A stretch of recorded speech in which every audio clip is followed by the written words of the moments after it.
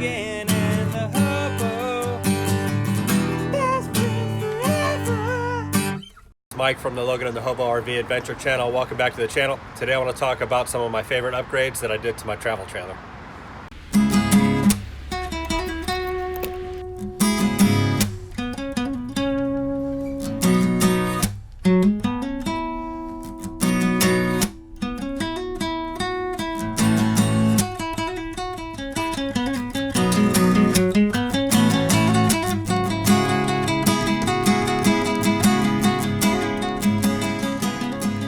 Number one I'd like to talk about is the USB ports in the trailer.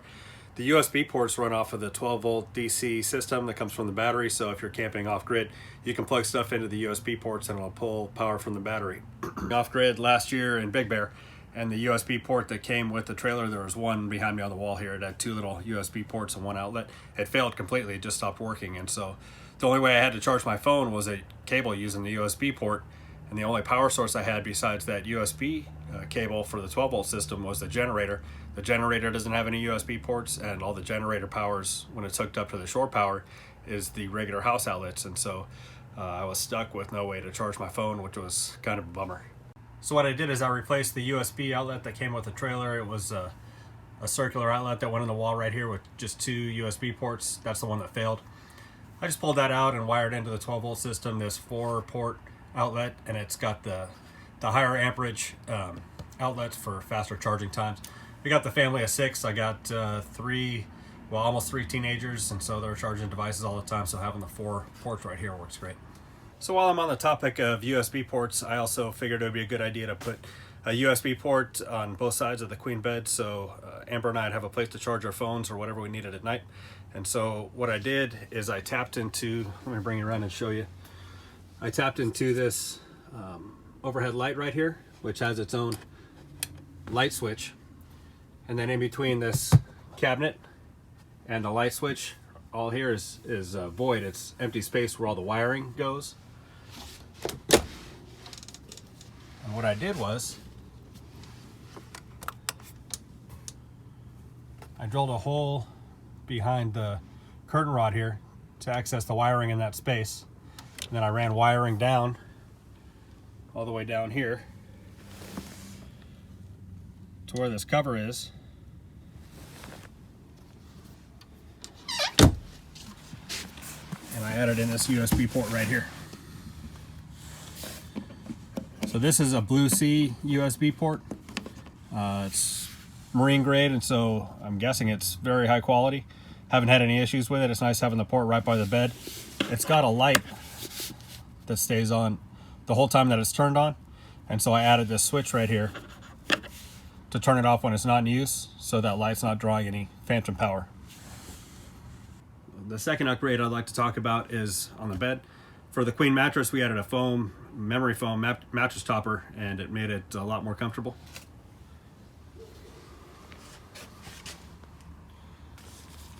So the mattress topper we got is by Inverter Comfort, and it's the memory foam with this cover here, and we've been real happy with it. Makes it real comfortable. So continuing on with the upgrades we did to the inside, well, this is kind of inside / outside. It's the Victron battery monitor I installed. The battery monitor is great because it tells me exactly what's happening with the battery, so I know how much power I have left to use when we're camping off grid. And I brought the battery monitor display head inside here, and it's mounted right next to the rest of the controls for the trailer. It's in a real convenient spot, and so I can just at a glance know what's happening with the power of the batteries. Another upgrade on the inside of the trailer that I highly recommend is the EMS system, electrical management system, to protect your trailer's electronics. I've been talking about it recently in some other videos, and I can't really stress enough how important it is to have something on board your trailer to protect the trailer's electronics. You can get a portable one that you just plug in every time you plug in your shore power, or you can get a hardwired unit like I have. It's hardwired into the RV's electrical system, and so it is always there. It's always providing protection. And just another quick note on the electrical management system, the EMS protection. It's a small investment to protect the electronics in your trailer. If you have any of the conditions that the EMS would protect happen to your trailer, any of those conditions, it could cause catastrophic damage to a lot of the expensive electronics in the trailer, the air conditioning system, the microwave, the converter, the charger, all that stuff could be affected. And so it's really cheap insurance. I can't recommend it enough. Headed outside now, and related to the EMS, electrical management system protection, is the shore power cord conversion kit that I installed. So I installed the shore power conversion kit by Marinco 30 amp shore power conversion kit. How many times did I say shore power conversion kit? Anyway, it changes the mouse hole type opening that comes with, at least it came with my trailer, which is just an open port into the inside of the trailer, and your cord gets shoved in there and then pulled out when you need it. It's not detachable. I got the conversion kit that you can see right here. It seals up the hole, and so it's no longer an open hole into the inside of your trailer. The open hole style is called a mouse hole. It's called a mouse hole for a reason, because mice can get in that way. This is real nice. It's detachable. It was easy to do.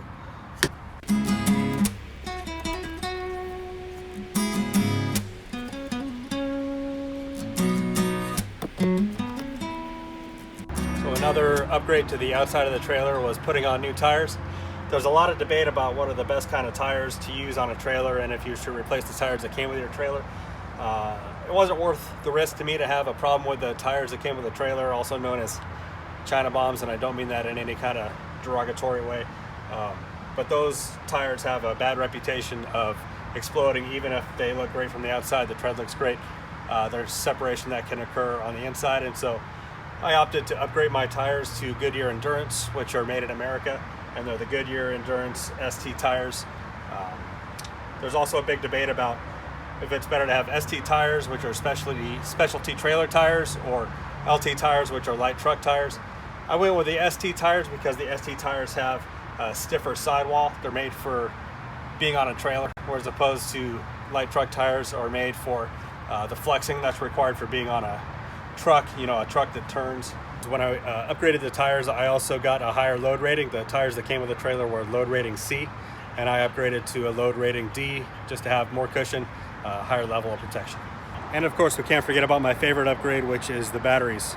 So the trailer came with just your typical hybrid 12 volt deep cycle / marine single 12 volt battery, and that does okay. But if you're going to be doing any kind of off-grid camping, I highly recommend upgrading to more batteries, either 2 12 volts, but even better is 2 deep cycle 6 volts. I have 2 6 volt golf cart batteries. Each of those is 232 amp hours of energy. So wired in series, it gives a 12 volt output, and the amp hours remain the same. Because they're flooded lead acid, you don't want to discharge them more than 50%. And so I have about 115 usable amp hours of energy in these batteries, and they work fantastic. I camp off grid at least half of the time, and I can be in the trailer watching TV 5, 6, 8, even 10 hours a day, using all the lights, all the the normal stuff when you're off grid camping, and it only brings the battery state of charge down into the mid 80s. I run the generator for about an hour in the morning when I make my coffee to run the coffee pot, and it brings the batteries back up to a full charge. And so I've been very happy with that upgrade.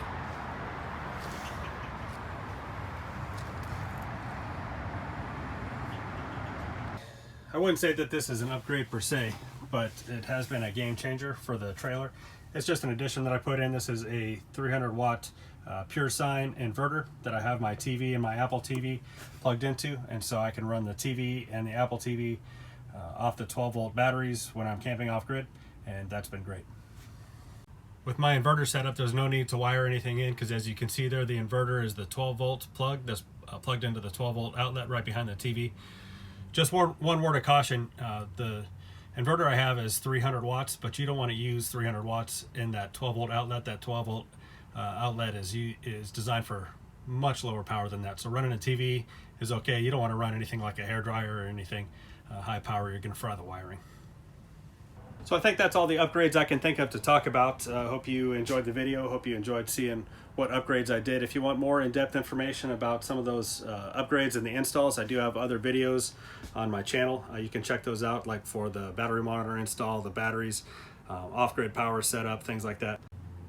Coming up in future videos, I'm going to go over in detail how I installed the EMS system, the shore power conversion kit for the shore power cable, the USB plugs and all that stuff. And so if you want to be amazed by my technical prowess and my mechanical ability, just kidding. Please subscribe to the channel for more future content. Thanks for watching this video, and we'll see you in the next one.